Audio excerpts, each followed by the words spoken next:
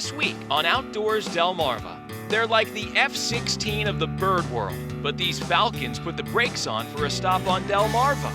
Meet the research team catching a rare opportunity. Plus, it's good, clean fun, but you're sure to get dirty. We have the sights and sounds at the Mud Bog. And the beauty of autumn's changing colors. Photographer Kevin Fleming captures this natural phenomenon. Plus, your viewer photos right now on Outdoors Delmarva.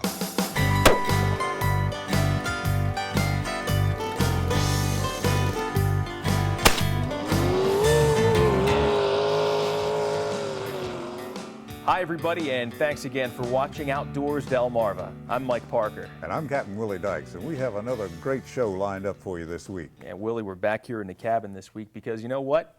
It's chilly outside. I'd say significantly cooler than it was just a week ago. Yeah, pretty soon it'll be time to break out those camo long johns. Definitely. But in all seriousness, we were just talking a few minutes ago about, the fall being both of our favorite time of year for a few reasons.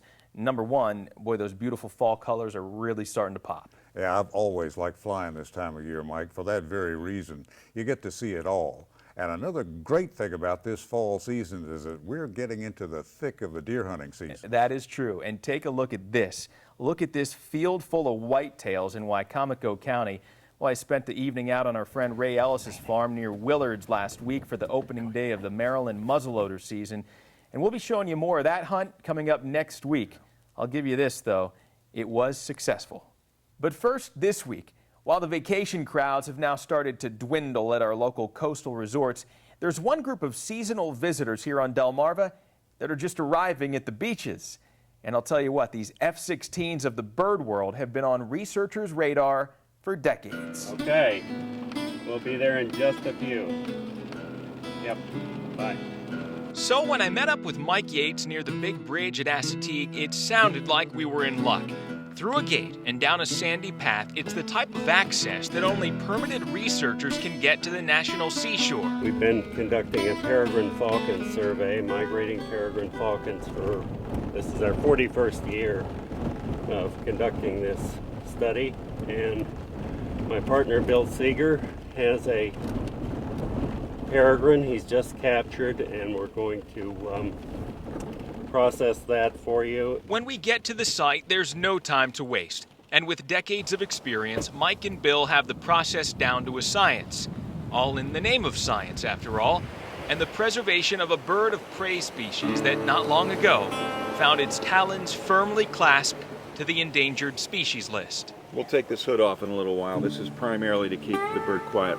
We caught her very recently, within the last 20 or 30 minutes. And the hood quiets her down, and we're going to put a band on her leg, which we can identify the bird the rest of her life.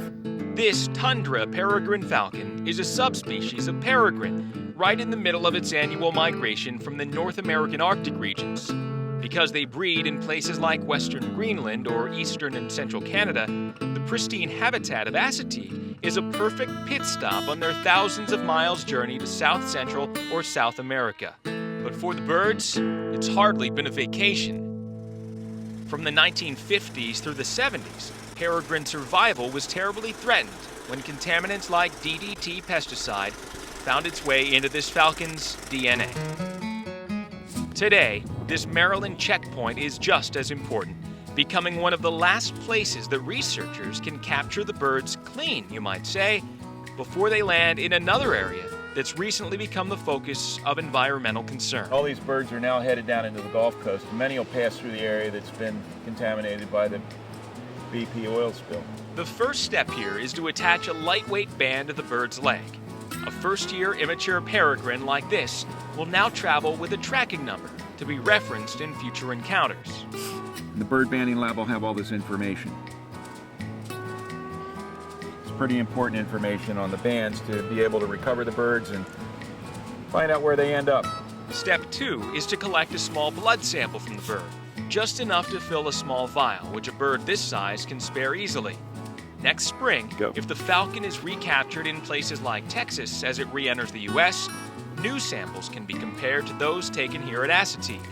1, 2, 3, 4. Checking for possible contaminants introduced by the oil spill and other hazards. Now we're going to take a couple of very small feather snips from this bird, which we can use to look at trace elements to try and determine the natal origins of these birds, where they came from in the Arctic. Bill and Mike's team is part of Earthspan, a non-profit group conducting research under the scope of the National Park Service. Over the course of a month or so, they've captured and tagged about 115 tundra peregrines just like this. Using live pigeons as bait, the capturing process is sensitive, and one our cameras were unable to see. Before each falcon is released, a final step is taken to prevent redundant research. In other words, if the same bird is recaptured, a red flag goes up, literally. But this red dye applied to the chin and head will wash away harmlessly from the bird's plumage in roughly 3 weeks. One of the fastest birds in the world. And what we're going to do is let it go. We're going to let this girl go. She's an immature female. She's ready to go. We're going to give her a toss and she'll fly right away. Ready?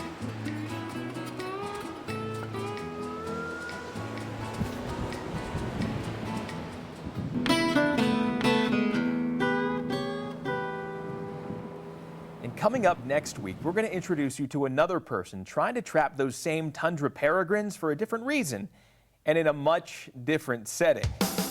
Coming up next on Outdoors Delmarva, the sights and sounds of the mud bog. We'll get you up close and personal right in the pits. But first, did you know? Before being banned in the 1970s, the pesticide DDT nearly caused the extinction of peregrines in the eastern U.S.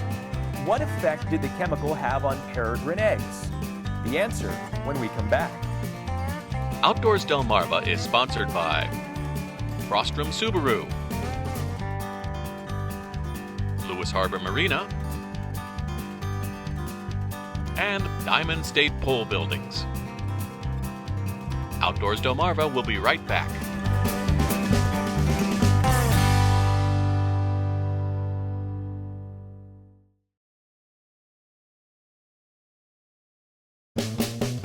Did you know?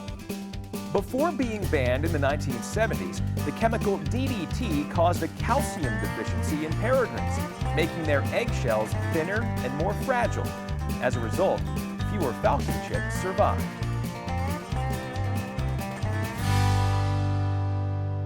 Thanks for watching Outdoors Delmarva. I'm Captain Willie Dykes. You know, it's billed as good, clean fun, but with a name like the Mud Bog, that description's not going to fool anybody. You're going to get dirty. And when our camera caught the action at this local event, the folks at Gumboro didn't disappoint.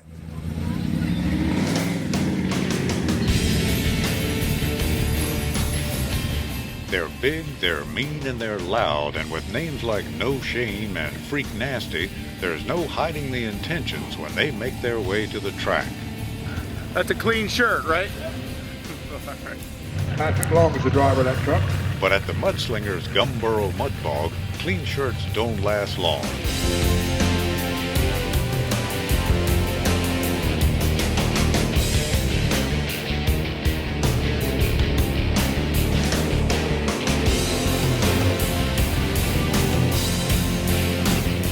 Ladies and gentlemen, put your hands together. That's the new leader. Cliff just made a full pass, 10 seconds flat. And clean runs through these monster pits aren't easy to come by. Lori Ann Long. Let's give a little play-by-play as the Gray Ghost roars off the line.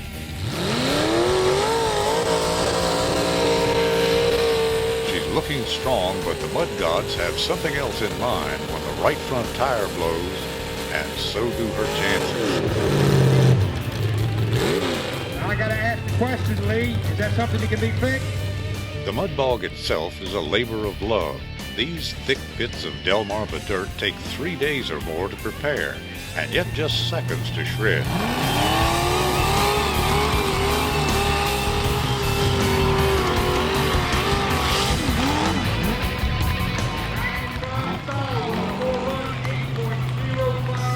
Last time we were here, one of the other little trucks got caught on fire.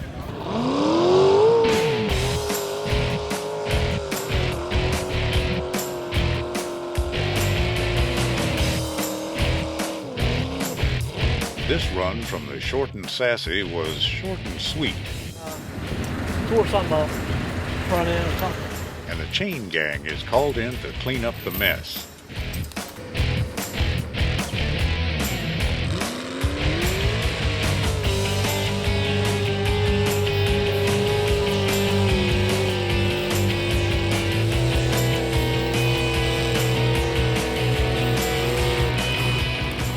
Mudbogging, drivers compete in a few different classes.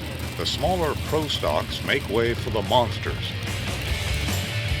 And these modifieds mean business.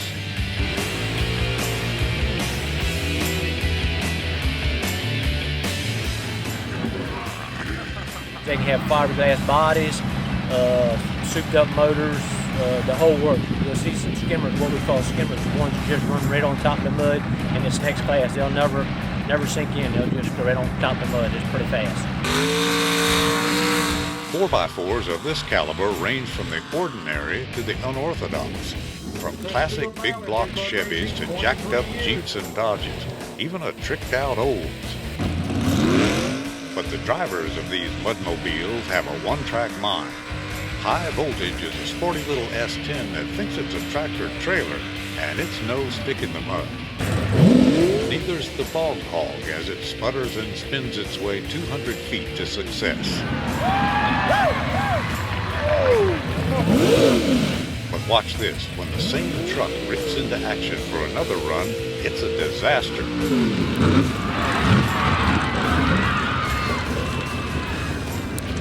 The crowd gasps as the driver crawls to safety, and while he's no worse for wear, you can't say the same for what he used to be his truck.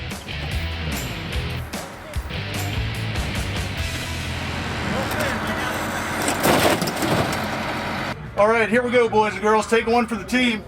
And if you've ever wondered what it looks like from inside one of these tricked-out trucks, here you go. Outdoors Delmarva photographer Chuck Regner strapped in to ride shotgun for us.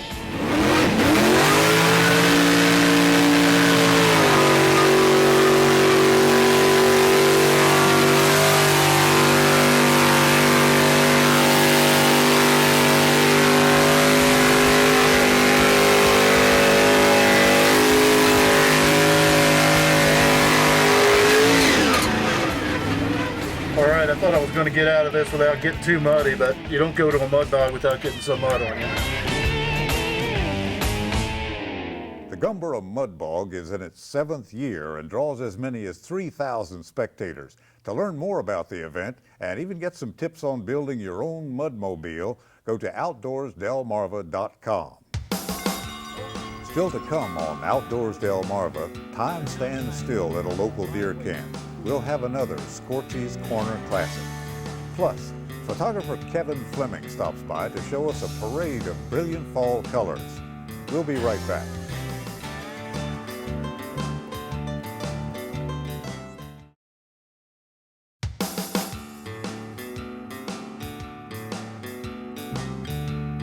Thanks for watching Outdoors Delmarva.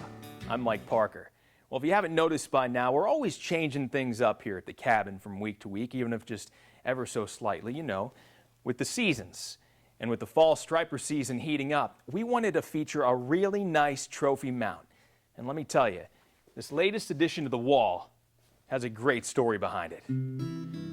When we went looking for a mount, we put a call out on Outdoors Delmarva and our Facebook page and got a pretty quick response from a few viewers, including Leslie Maschauer.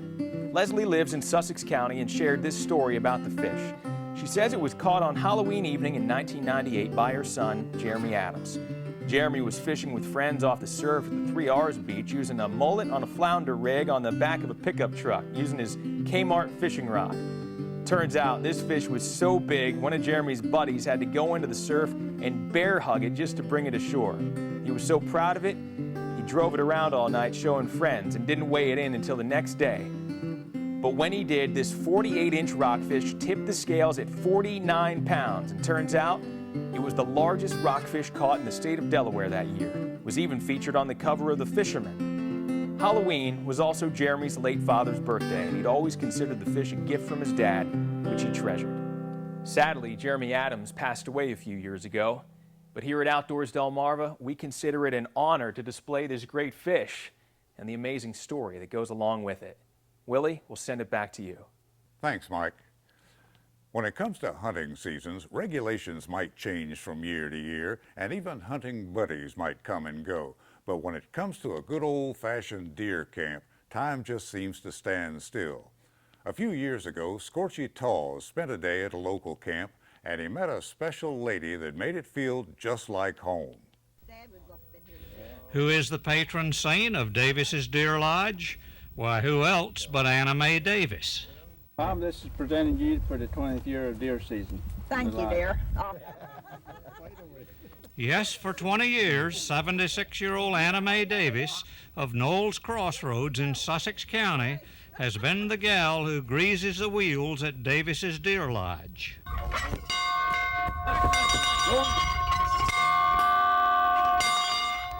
Anna Mae Davis and her late husband Arthur founded Davis Deer Lodge in 1966.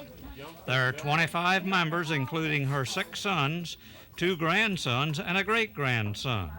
They hunt on 150 acres. They all have a good time and almost think it's home down here. They've been coming so long. Keeps me going, I think, thinking about having to cook this and that and the other, so keeps me going. We were at the lodge on Monday. The morning hunt had ended.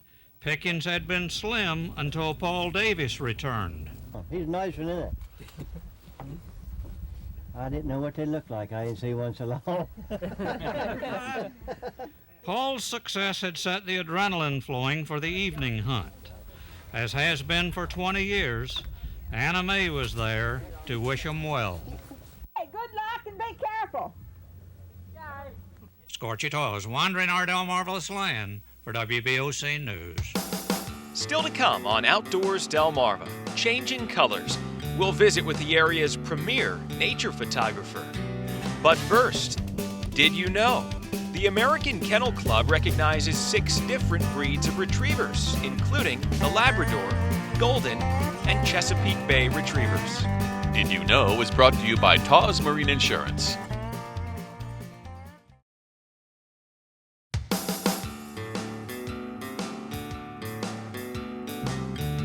Thanks for watching Outdoors Delmarva. I'm Mike Parker. And I'm Captain Willie Dykes. You know, there's no mistaking the autumn season here on Delmarva. With all these changing colors, you could say Mother Nature is in her glory. Really no better time to be in the woods than right now. And those shades of orange and yellow and reds aren't lost on the area's premier nature photographer. Kevin Fleming has this week's Wild Delmarva. Every season here on Delmarva offers a lot of possibilities for photography. Each season's different, brings different wildlife, and fall is my favorite time to be here photographing the color. The best time for fall color in Delmarva is usually the last week of October, first week of November. From the air you get to see a lot of lines and shapes that you can't see from the ground. You get the lines of the trees around the water, and you get the hedgerows, and you get the fields and the plantings. It's a great time to get up in the air in fall and take a look at what's here. Well, Assateague Island's a great time any time of the year, but in the autumn down there in particular, things turn brown, the leaves start falling off, and you get a great time to look at the Assateague ponies. Here they're all backlit by an autumn sunset, and it just highlights their manes and outlines their bodies, and it just works out perfectly. Well, sometimes when you're out doing wildlife photography, there'll be one spot of color that catches your eye. This is a sweet gum leaf that was caught hanging on a foxtail at sunrise at Prime Hook National Wildlife Refuge. And everything just worked out perfectly. Had it been in the middle of the day, the light wouldn't have been there and it wouldn't have been a good photograph. One morning at sunrise, I was driving down a road in Sussex County, and I noticed out of the corner of my eye a big patch of red. I thought, well, that's worth a U-turn. I'm going to go investigate that. And it was maple leaves rimmed with frost. This is in early November, the first frost of the year. And I went there, set up the camera. Sunrise is just lighting the leaves and highlighting the frost. And within 2 minutes, I had a picture that I'm really happy with. So I hope you agree with me that autumn is one of the best times here to be on Delmarva with your camera. It's a great time to get out and see wildlife and nature at its most colorful. Thanks, Kevin. Great shots. Yeah, Willie, and if everybody else out there watching has enjoyed the photography of Kevin Fleming as much as I know that you and I have here on the show, well, I have some good news because you can now order his brand new book appropriately titled Wild Delmarva. Check that out, Willie. He really has captured the beauty of this Delmarva. Even the cover photo is spectacular. We've seen this before. These two great blue herons just fighting it out over a little white perch. That makes a great coffee table book. Good thing we have one. And starting Monday, November 1st, you can order Kevin Fleming's new book, Wild Delmarva, at wilddelmarva.com. $1 from every book purchase will be donated to the Chesapeake Bay Foundation. Stay with us. Your viewer photos are still to come. Outdoors Delmarva viewer photos are brought to you by Branchie's Gun Shop. Outdoors Delmarva is sponsored by Frostrom Subaru, Lewis Harbor Marina, and Diamond State Pole Buildings. And now it's time to share some of the photos from our own Outdoors Delmarva viewers. This first shot comes to us from Mike Feather from Trapp, Maryland. Here's a blue heron feasting on a large frog. Tastes like chicken, I've heard. Yeah. Thanks to Robert Paulino of Ocean City for sending in this picture of an osprey in a nest. You know, we see a lot of these on the local waterways, always entertaining. Earl West from Felton sent us a few shots. First, this horseshoe crab emerging from the surf earlier this summer, and not far behind, a red knot, ready to feed on some horseshoe crab eggs. And we love sharing your photos, so please keep them coming. You can upload them directly to outdoorsdelmarva.com using Flickr, or just email me at mparker@wboc.com. Well, another week, Mike, and we're expecting to hear more and more success stories from those Delmarva deer hunters. Yeah, maybe you'll be one of them, Willie. I hope so. I hope so, too. And also coming up next week, we'll have more on that hunt on the opening day of the Maryland muzzleloader season. I promise you, you won't want to miss it. For Captain Willie Dykes, I'm Mike Parker, reminding you to get outdoors, Delmarva. To enter to win future product giveaways featured on Outdoors Delmarva, send a postcard with your name, address, and phone number to Outdoors Delmarva, care of WBOC TV, 1729 North Salisbury Boulevard, Salisbury, Maryland, 21801.